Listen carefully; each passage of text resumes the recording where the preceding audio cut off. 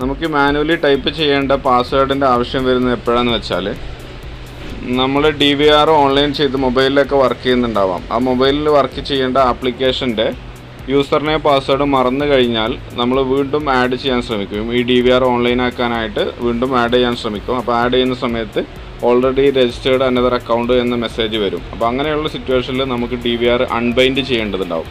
അപ്പോൾ അൺബൈൻഡ് ചെയ്യാനായിട്ട് DVRൻ്റെ മെനുവിൽ കയറിയിട്ടാണ് അൺബൈൻഡ് ചെയ്യുക.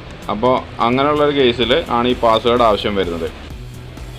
അപ്പോൾ നമുക്ക് പാറ്റേൺ ലോക്ക് അറിയാം, പക്ഷേ പാസ്വേഡ് അറിയില്ല. അപ്പോൾ നമുക്കൊരു പുതിയ പാസ്വേഡ് ക്രിയേറ്റ് ചെയ്യാനേ കഴിയുള്ളൂ. പഴയ പാസ്വേഡ് നമുക്ക് കണ്ടെത്താൻ കഴിയില്ല. അപ്പോൾ അതിന് വേണ്ടിയിട്ട് പുതിയ പാസ്വേഡ് ഉണ്ടാക്കണം. അത് എങ്ങനെയെന്നുള്ളതാണ് ചെയ്യുന്നത്.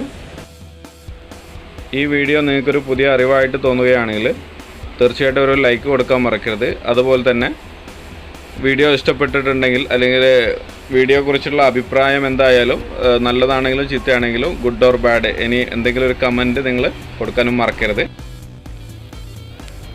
അപ്പോൾ ഇനി നമുക്ക് പാറ്റേൺ ലോക്ക് ഉപയോഗിച്ചുകൊണ്ട് DVR ഓപ്പൺ ചെയ്യാം. അതിൻ്റെ മൗസ് എടുത്തിട്ട് മെനു ഓപ്പൺ ചെയ്യാം.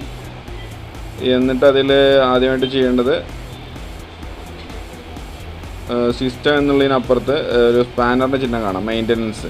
ആ മെയിൻ്റനൻസ് ഓപ്പൺ ചെയ്യാം. ഇനിയിപ്പോൾ ഈ ഒരു ടൈപ്പ് ഫേംവെയർ അല്ലെങ്കിലും അതിൽ മെയിൻ്റനൻസ് എന്ന് കാണും. അതിൽ മെയിൻ്റനൻസ് ഓപ്പൺ ചെയ്ത് കഴിഞ്ഞാൽ അതിൽ ഡിഫോൾട്ട് എന്ന് കാണും. ആ ഡിഫോൾട്ടിൽ പോയി കഴിഞ്ഞാൽ 3 ഓപ്ഷൻ കാണാം: restore default, factory default, restore link എന്ന് പറഞ്ഞിട്ട്.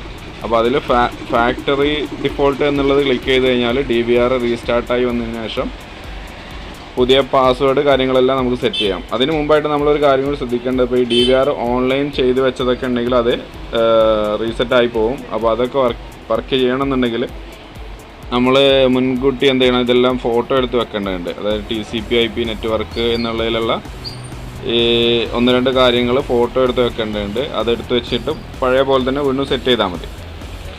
ഇങ്ങനെ ചെയ്യുന്നതുകൊണ്ട് റെക്കോർഡിങ് കാര്യങ്ങളൊന്നും പോകില്ല. മുൻപ് റെക്കോർഡായ കാര്യങ്ങളെല്ലാം അവിടെ തന്നെ ഉണ്ടാവും. പക്ഷേ ഇതിലെ ടൈം, ഡേറ്റ് കാര്യങ്ങളെല്ലാം റീസെറ്റ് ആവും. പുതിയ ഒരു DVRനെ പോലെ റീസെറ്റായി വരും. അപ്പോൾ ഫാക്ടറി ഡിഫോൾട്ട് ക്ലിക്ക് ചെയ്ത് കഴിഞ്ഞിട്ട് യെസ് കൊടുത്തു കഴിഞ്ഞാൽ DVR റീസ്റ്റാർട്ട് ആവുകയാണ് ചെയ്യാം. റീസ്റ്റാർട്ടായി വന്നതിന് ശേഷം നമുക്ക് പുതിയ പാസ്വേഡ് കാര്യങ്ങളെല്ലാം സെറ്റ് ചെയ്യാം. അങ്ങനെ നമ്മൾ ക്രിയേറ്റ് ചെയ്ത ഈ പാസ്വേഡ് ഉപയോഗിച്ചുകൊണ്ട് നമുക്ക് അൺബൈൻഡ് ചെയ്യുമ്പോൾ പാസ്വേഡ് കൊടുത്താൽ മതി. ഈ പാസ്വേഡ് കൊടുത്തുകൊണ്ട് നമുക്ക് DVRനെ അൺബൈൻഡ് ചെയ്യാൻ പറ്റും.